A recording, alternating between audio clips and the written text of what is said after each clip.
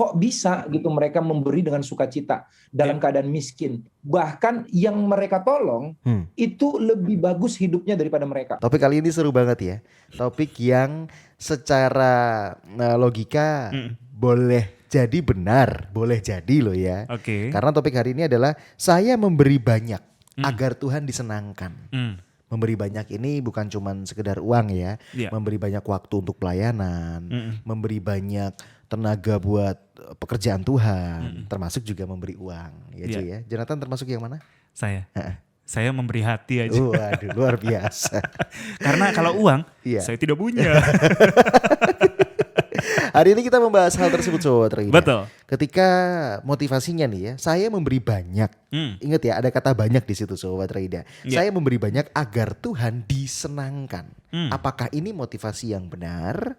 Hari ini kita bicara sama siapa Jonathan? Kita akan bicara bersama Pastor Tommy Simanjuntak dari MDC Jakarta. Kita mau sapa dulu. Shalom Pastor Tommy. Halo. Shalom Pastor. Halo, shalom Nathan. Shalom Jonathan. Terima kasih sudah sambung di Bahtera Yuda FM. Bagaimana kabarnya Pastor Tommy, baik? Baik, so fresh. Baru mandi nih.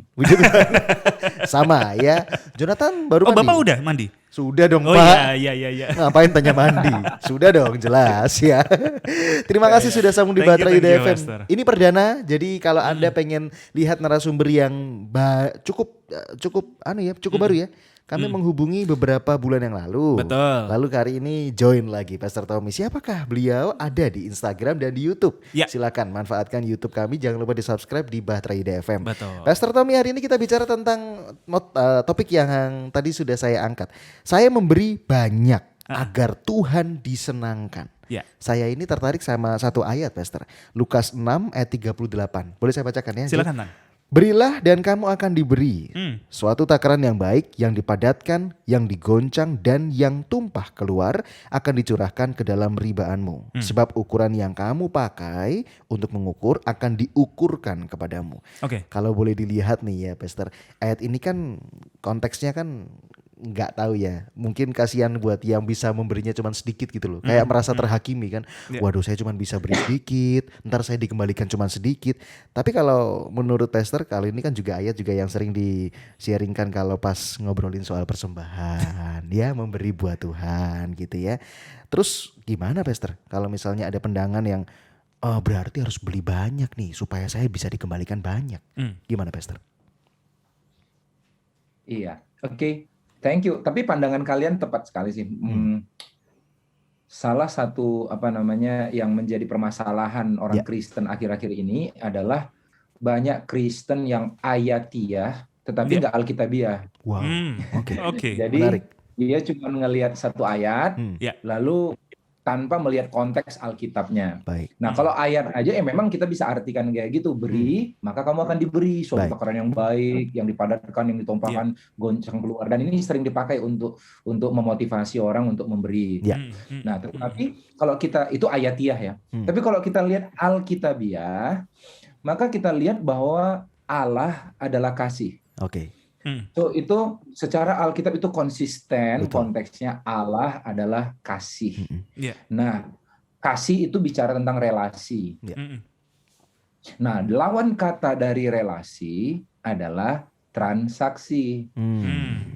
Nah, jadi kalau kita katakan bahwa Allah adalah kasih, seharusnya seluruh dasar ketetapannya, perintahnya, hukumnya, pastilah atas dasar relasi, bukan transaksi. Nah, kalau kita artikan ayat tadi, Markus 6 ayat 38, berkata, berilah maka kamu akan diberi. Kalau kita terjemahkan langsung, kita beri banyak supaya dapat banyak, maka itu bertransaksi. Kayaknya itu bukan Tuhan deh. Nah, kalau kita lihat, gak usah jauh-jauh lah Alkitabiah. Perikopiah, lihat perikopnya aja deh. Di situ sebenarnya kan itu tentang ayat tentang jangan menghakimi gitu ya. Jadi kamu jangan menghakimi supaya nggak dihakimi gitu ya. Istilahnya lebih tepat digantikan kayak tinju lah. Kalau kamu nggak mau diberi tinju, jangan memberi tinju gitu lah. Beri dan diberinya kayak gitu lebih tepat. Gitu. Saya rasa itu sih ya. Oke. Jadi Itu memang maksudnya ya. jangan sepotong-sepotong. Kalau kita sepotong-sepotong, kita mengerti Tuhan juga sepotong-sepotong gitu ya. Betul. Karena memang kalau lihat ayatnya ya tadi ya, jangan ayatiah gitu ya, apalagi perikopiah ya. Baca keseluruhan. Itu pentingnya kita memahami keseluruhan isi Alkitab ya, Jay, ya. Betul. Baik. Tapi bagaimana dengan statement seperti ini, Pastor? Saya tidak punya apa-apa untuk diberikan sama Tuhan. Iya. Apa emang benar, Pastor? Kita nggak bisa memberi apa-apa sama Tuhan? Kalau misalnya keadaan ekonominya lagi susah, masa pandemi ya kan. Aduh, saya banyak utang nih. Saya mau kasih apa sama Tuhan, gak ada Iya, lagi. Kayaknya buruk semua gitu ya image-nya. Udah banyak utang, dikejar-kejar orang. Ya Mau ke gereja juga ada yang ngutangin saya di gereja misalnya. Misalnya ya. Itu gimana, Pastor? Sekali lagi kita kan mesti ngelihat ya bahwa Tuhan itu adalah kasih gitu ya. Jadi dan dia juga all sufficient. Artinya dia maha cukup gitu ya. Baik. Pemberian kita tidaklah mencukupkan kekurangan Allah. Wow. Jadi Tuhan pada intinya nggak pernah butuh kita. Nggak pernah butuh kita. Dia secure dalam trinitasnya. Dia punya Allah Bapa, Putra, Roh Kudus. Mereka sejak dari kekekalan sebelum ada manusia, mereka cukup all sufficient. Nah, tetapi Tuhan memerintahkan nih untuk kita memberi. Setiap kali datang kepada Tuhan jangan dengan tangan kosong gitu misalnya ya. Ada ayat seperti itu. Lalu Tuhan juga meminta kita untuk melakukan kehendaknya, menggenapi amanat agungnya. Ada permintaan-permintaan yang Tuhan berikan kepada kita. Nah, kembali lagi konteks besarnya, kita harus tahu bahwa Allah adalah kasih. Setiap perintah yang diberikan pastilah dengan satu tujuan, supaya kita makin mengasihi Tuhan. Ada relasi yang terjalin dan terbentuk sepanjang proses memberi tersebut gitu ya. Ada proses tambah beriman gitu ya kan. Ada proses tambah mengasihi dan lain sebagainya. Nah, kalau kita nggak punya uang, saya rasa saya selalu ngomong bahwa ada 3T. 3T yang perlu, yang kita punya sebenarnya. Yang pertama, yang semua orang punya, namanya time. Oke, waktu. Baik. Setiap orang punya waktu, gitu ya. Dan Tuhan itu waktu adalah salah satu bentuk keadilan Tuhan. Mau yang kaya, miskin, gitu ya, pendek, tinggi, cantik, jelek, semuanya dikasih waktu yang sama. So kita bisa kasih time kita sama Tuhan. Yang kedua namanya adalah talent. Semua orang dikasih talent. Tuhan udah bilang dalam perumpamaan talenta ya. Betul. Mungkin ada yang 5, ada yang 2, ada yang 1, tetapi nggak ada yang 0. Semuanya punya talent. Dan kalau kita katakan, tapi talenta saya sedikit banget, sedikit. Karena kita membandingkan sama orang lain. Kalau kita lihat satu talenta itu kan sebenarnya kalau kita lihat di Alkitab kita ya, di bagian kamus, itu kan bagian yang paling jarang kita baca ya, kamus. Satu talenta itu sama dengan 34 kilogram. Jadi itu ukuran berat sebenarnya. 34 kilogram, bayangkan. Nah, raja-raja biasanya mengukur hartanya dengan emas, misalnya emas talenta. Bayang nggak 34 kilogram emas. Yang paling sedikit itu dikasih cuma 34 kilogram emas, 34.000 gram emas. 1 gram itu 1 juta sekarang, emas lagi naik-naiknya. 34.000 itu bayangin, itu sekitar berapa itu? 34 miliar ya kalau nggak salah ya. Luar biasa. 34 miliar per orang sedikitnya. So sedikit-sedikitnya kita dikasih banyak kok sama Tuhan. Masalahnya kita nggak explore aja, kita banding-bandingin sama orang, sama yang dapat 2 talenta dan 5 talenta, akhirnya nggak sedikit. So kita punya time, kita punya talent, segala bakat, segala hal yang Tuhan percayakan pada kita. Yang ketiga namanya namanya treasure. Nah, treasure itu ya harta-harta yang Tuhan percayakan sama kita.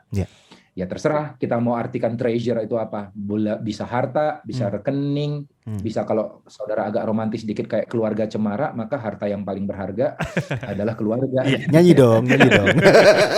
Harta yang enggak, Mister, bercanda, silakan. Tapi ya kira-kira itulah. Jadi nggak ada orang yang nggak bisa mempersembahkan apa-apa. Baik, seperti itu ya. Nggak ada alasan untuk nggak memberi gitu ya. Kalau kita mengasihi pasti memberi kan. Namanya pasangan, kalau misalnya sama pasangan aja, kita mengasihi, kita pasti berusaha kan di hari spesialnya atau bahkan di setiap hari pengen memberi sesuatu yang baik. Bukan cuman bernilai, tapi yang sesuai sama kita, yang sesuai sama kapasitas kita, gitu ya Jay ya. Tapi Pastor, hari ini kan kita masih bicara tentang memberi bersama Pastor Tommy ya, Sobat Roida. Bagaimana saya tahu motivasi memberi saya ini sudah salah? Contoh pelayanan di awalnya murni sekali, tapi ketika sudah dapatin pujian, wah udah, kalau bahasa Surabayanya ukuran kepala udah nambah terus nih ya. Makin gede ya kan, helm makin gak cukup gitu. Terus atau misalnya pas memberi gitu ya, motivasinya awalnya bener, tapi ujung-ujungnya saya pengen deh pas saya memberi, pas khotbah disebut nama saya gitu ya. Itu. Kan ada tuh ya tipe-tipe orang kayak gitu ya. Terima kasih buat Pak ini ya yang sudah gitu. Tapi akhirnya geser motivasinya dan jadi salah. Apa tanda-tandanya saya menuju pada motivasi yang salah itu, Pastor? Dalam memberi. Ya, ya Alkitab telah menjelaskan, terutama dalam Perjanjian Baru, dan rasul yang sangat-sangat pintar namanya Paulus telah menjelaskan bolak-balik dalam surat-suratnya. Dia adalah rasul kasih karunia. Nah, kasih karunia itu adalah tentang Tuhan ya. Kasih itu adalah lawan kata dari transaksi kan gitu kan. Sama kayak hukum Taurat itu transaksi. Kamu lakukan ini supaya Tuhan melakukan itu. Tetapi kasih karunia adalah sesuatu yang nggak pantas kita terima. Jadi Tuhan telah memberikan kasih karunia kepada kita dan kita meresponnya dengan memberi. Bukan untuk mendapat kasih Tuhan, tetapi sebagai respon terhadap kebaikan Tuhan. Nah, Paulus bolak-balik menceritakan bahwa mungkin ada beberapa sikap yang perlu kita pertahankan dalam memberi. Itu kita cek. Aku rasa ini jadi checklistnya kita. Yang pertama adalah kasih. Firman Tuhan katakan, Paulus bilang, kalau sekalipun aku memberi diri, sekalipun aku memberi diriku untuk dibakar, melayani, memberikan segala yang ada padaku, tapi kalau nggak ada kasih, maka sama sekali I am nothing. Nggak ada gunanya. So kasih itu adalah lawan kata dari transaksi tadi. Coba cek hati kita. Ada transaksi nggak nih? Aku beri sesuatu sama Tuhan supaya dapatin sesuatu dari Tuhan, atau karena aku menganggap Tuhan udah banyak banget memberkati aku, so aku mau memberi kepada Tuhan sebagai tanda bahwa aku lebih mengasihi Dia daripada hartaku. So saya setiap kali memimpin doa persembahan, saya selalu doanya kayak gini. Saya nggak pernah bilang Tuhan berkatilah kami dan kami percaya ini adalah benih yang ditabur akan berlipat ganda 30 kali lipat, 60 kali lipat, 100 kali lipat. Which is itu salah konteks juga.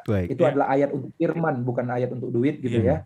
Barang siapa benih firman gitu ya. So saya selalu berdoa, Tuhan, kami mau mempersembahkan sesuatu karena kami ingin menunjukkan bahwa kami lebih mengasihi Engkau daripada harta kami. So that's it, kasih. Nah, yang kedua, sikap dalam memberi adalah yang kedua, Alkitab katakan dengan sukacita. Paulus bilang dalam Korintus. Hendaklah masing-masing memberi menurut kerelaan hatinya. Jangan dengan sedih hati dan dengan paksaan, karena Allah mengasihi orang yang memberi dengan sukacita.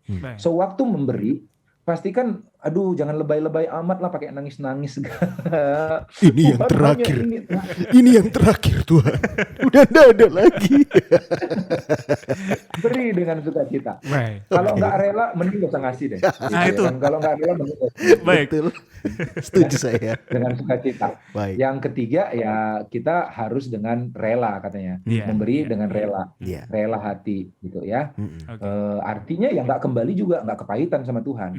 Karena saya ngelihat, saya pernah melayani ada orang yang ngasih perpuluhan, ngasih persembahan, tetapi bisnis propertinya tiba-tiba anjlok, rusak, dan dia datang nangis sama saya dan bilang, Bang, aku nggak bisa lagi percaya sama Tuhan.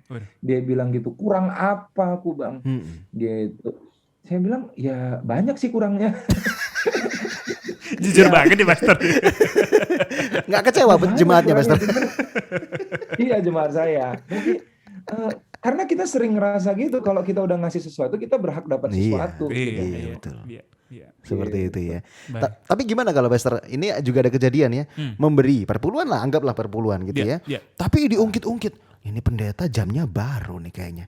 Ini dari duit perpuluhan saya. Itu kan termasuk ketidakrelaan. Betul nggak sih Pastor? Ini anggapan saya ya. Betul jadi sih, gitu Pastor? ya. Kan gitu kan, bisa jadi nggak kalau seperti itu Pastor?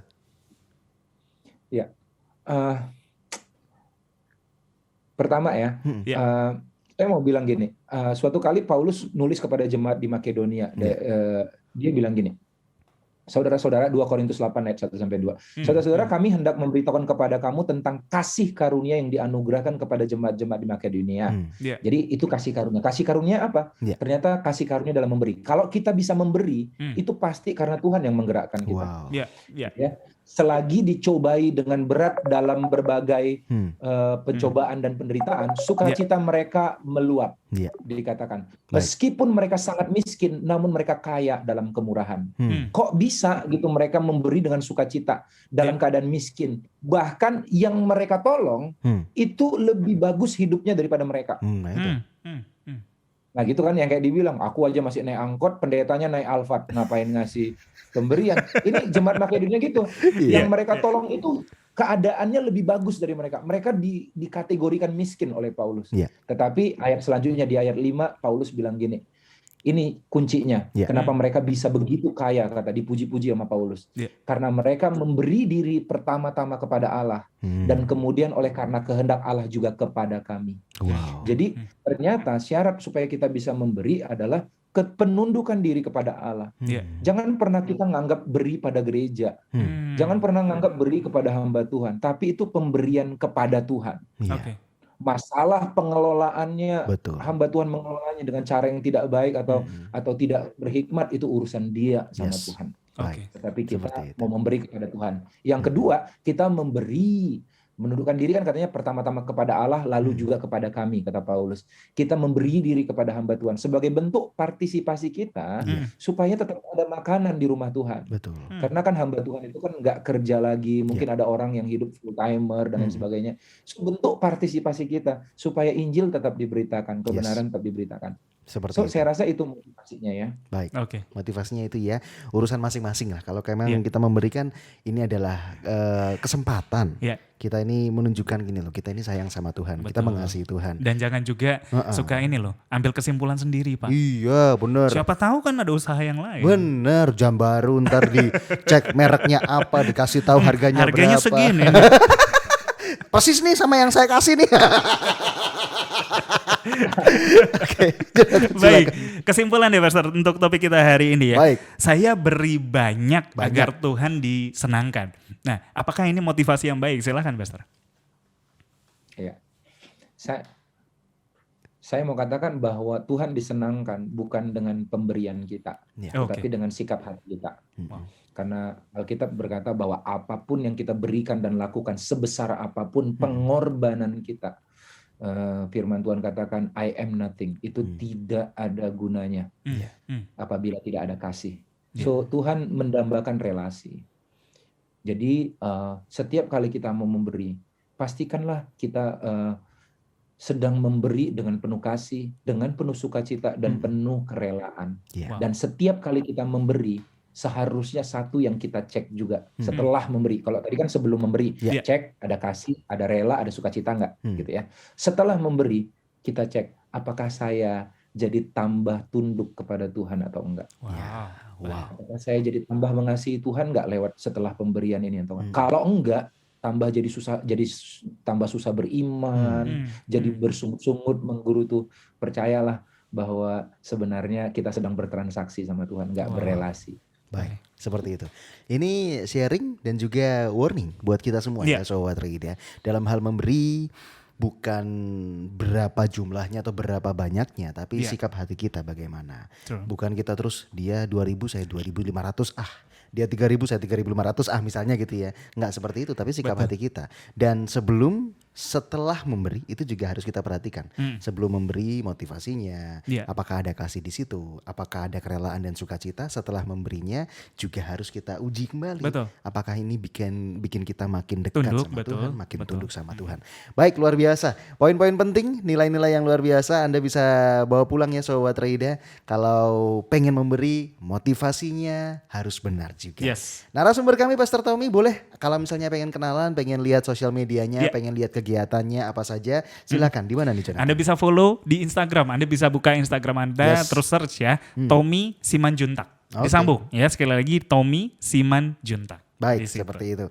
Saya tak follow. Nah, saya udah follow nih Sobat Reida ya. Bapak baru follow, saya udah follow. Iya, saya baru dapat IG-nya soalnya. Saya WA-nya dulu, baru IG-nya belum.